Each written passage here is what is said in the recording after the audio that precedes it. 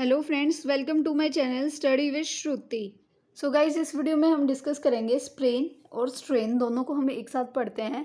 तो स्प्रेन का मतलब तो मोच होता है, ठीक है। स्प्रेन में क्या होता है? Tearing, hyper flexion, over stretching, hyper extension होता है लिगामेंट्स का, ठीक है। लिगामेंट्स क्या होते हैं? रिस्पॉन्सिबल होते हैं स्मूथ मूवमेंट के लिए। जो हमारी बॉडी में स्मूथ मूवमेंट होती है सारी, उनके लिए लिगामेंट्स रिस्पॉन्सिबल होते हैं।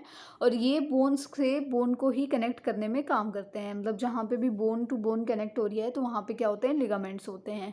ये जो है फाइब्रस टिश्यू से मिलके बने हुए होते हैं। और ज़्यादातर लिगामेंट्स कहाँ पे प्रेजेंट होते हैं? जो हमारे नी और एंकल जॉइंट्स होते हैं वहाँ पे प्रेजेंट होते हैं। अब हम अगर बात करते हैं स्ट्रेन की, तो स्ट्रेन में भी यही सारी चीज़ें होती हैं। Tearing, hyperflexion, over stretching, over extension होता है। लेकिन यहाँ पे होता है टेंडन मसल का, वहाँ पे लिगामेंट्स का हो रहा है, यहाँ पे होता है टेंडन मसल्स का। टेंडन मसल्स का काम क्या होता है? ये जो मसल्स हैं उनको कनेक्ट करती है बोन के साथ, ठीक है। और ये ज़्यादातर जो हैमस्ट्रिंग मसल होती है, यानी कि जो हमारी बैक थाई होती है, वहाँ पे ज़्यादा देखने को मिलता है। साथ में जो लोअर बैक और शोल्डर है, वहाँ पे जो है हमें टेंडन मसल्स देखने को मिलती हैं। फिर उसके बाद अगर हम डिस्कस करते हैं कि स्ट्रेन और स्प्रेन जो है वो कितने टाइप का होता है, तो ये जो है ग्रेड के हिसाब से 3 पार्ट में डिवाइडेड हैं। जो ग्रेड 1 होता है वो बहुत ज़्यादा माइनर होता है। इसमें कोई टीयरिंग या ओवर स्ट्रेचिंग नहीं होती है। और यहाँ पे बस हम पेन किलर देते हैं और 2 से 3 वीक में जो है ये बिल्कुल ठीक हो जाता है। जैसे हम पहले थे बिल्कुल वैसे ही नॉर्मल हो जाएगा। ग्रेड 2 क्या होता है? ये मॉडरेट स्टेज होती है। यहाँ पे ओवर स्ट्रेचिंग हो जाती है, साथ ही साथ थोड़ी बहुत टीयरिंग जो है देखने को मिलती है, और हाइपर फ्लेक्शन भी थोड़ा सा होता है। ये इसको ठीक होने के लिए 2 से 3 मंथ जो है वो लग जाते हैं। इसके लिए जब हमें ग्रेड 2 वाला स्प्रेन या स्ट्रेन होता है तो हमें जो है केन, वॉकर, क्रचेज़ या व्हील चेयर की रिक्वायरमेंट होती है मूवमेंट करने के लिए या फिर चलने के लिए। और जो ब्लड वेसल्स हैं वो रप्चर हो भी सकती हैं और नहीं भी हो सकती हैं। ये जो है कोई भी ऐसा ज़रूरी नहीं है। और आप यहाँ पे देख सकते हो कि जैसे ये हमारा मसल या फिर हम बोन लगा सकते हैं जो कनेक्ट हो रहे थे, तो यहाँ पे बिल्कुल जो है थोड़ा सा टीयरिंग है, ज़्यादा टीयरिंग यहाँ पे नहीं होती है। ग्रेड 3 जो होती है वो एक सीवियर स्टेज होती है। यहाँ पे जो है कंप्लीट सेपरेशन हो जाता है। इसके लिए जो है सर्जरी करानी पड़ती है 8 टू 12 मंथ्स के अंदर अंदर।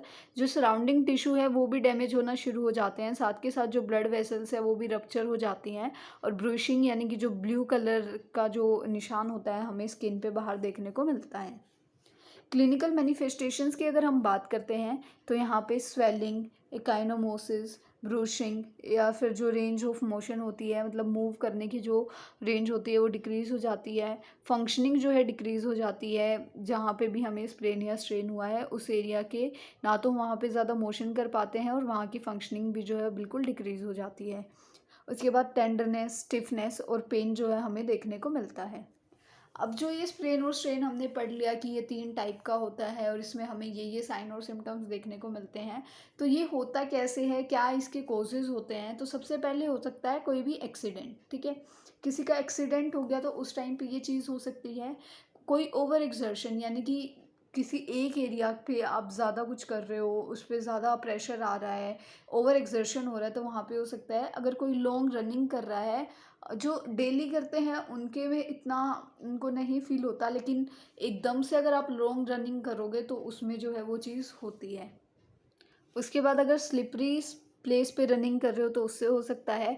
अगर हम आपने इनकरेक्ट साइज़ ऑफ शू जो है वो कैरी किया है, यानी कि और जो वेट लिफ्टिंग टेक्निक्स होती हैं उनको ठीक से ना यूज़ करके अगर आप वेट लिफ्टिंग कर रहे हो तो उस केस में भी स्प्रेन और स्ट्रेन देखने को मिल सकता है। उसके बाद बारी आती है रिस्क फैक्टर्स की। तो जैसे कि हमें पता है कि स्प्रेन जो है वहाँ वो कहाँ कहाँ हो सकता है? एंकल में, नी पे और रिस्ट में। यहाँ पे ये जो एरियाज़ होते हैं वो ज़्यादा रिस्क पे होते हैं स्प्रेन होने के। और जो एथलीट्स होते हैं, मसल्स होती हैं हमारी, या जो मसल फटिगनेस या वीकनेस होती है, यहाँ पे हमें स्ट्रेन देखने को ज़्यादा मिलता है।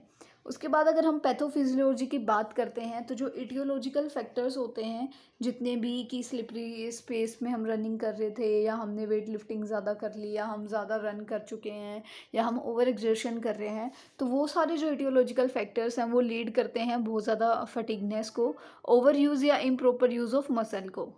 तो जब हम ओवर यूज़ और इम्प्रॉपर यूज़ ऑफ करेंगे मसल का, तो उसकी वजह से हमारी मसल्स जो हैं वो डैमेज हो जाती हैं।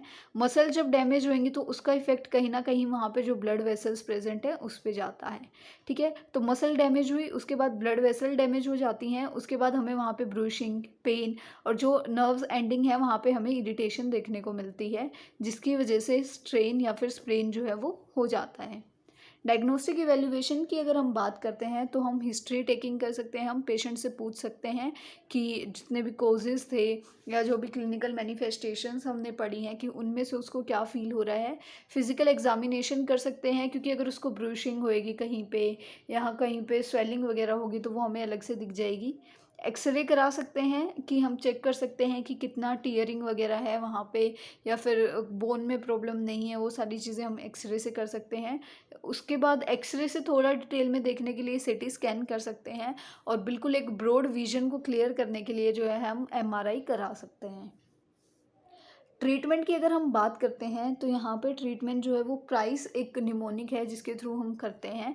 पी फॉर प्रिवेंशन, हम प्रिवेंशन करने की कोशिश करते हैं कि पेशेंट ज़्यादा मूवमेंट ना करे, जहाँ पे भी जिस एरिया पे भी उसको लगी है वो वहाँ का जो है उस पर ज़्यादा मूवमेंट ना करे, उस पर ज़्यादा प्रेशर ना दे। उसके बाद आता है आर, आर से रेस्ट, हम जितना हो सके पेशेंट को उतना रेस्ट करने की जो है एडवाइस जो है देते हैं। आई होता है आइसिंग, आइसिंग करने के लिए हम पेशेंट को कहते हैं जिस एरिया पे भी उसको स्प्रेन या स्ट्रेन हुआ है तो हम पेशेंट को एडवाइस करते हैं कि वो दिन में 8 to 10 टाइम्स वहाँ पे आइसिंग करे, उसका इफ़ेक्ट जो है बहुत ज़्यादा पड़ता है।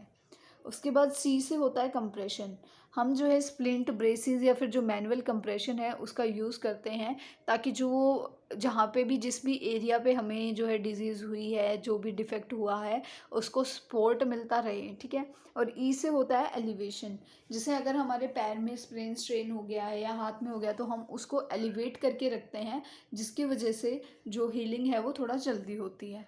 उसके बाद आती हैं कॉम्प्लिकेशन, डीवीटी यानी कि डीप वेन थ्रोम्बोसिस होने के चांसेस हो जाते हैं, कंपार्टमेंट सिंड्रोम हो सकता है या फिर जो मस्कुलर इन्फेक्शन है वो देखने को मिल सकता है।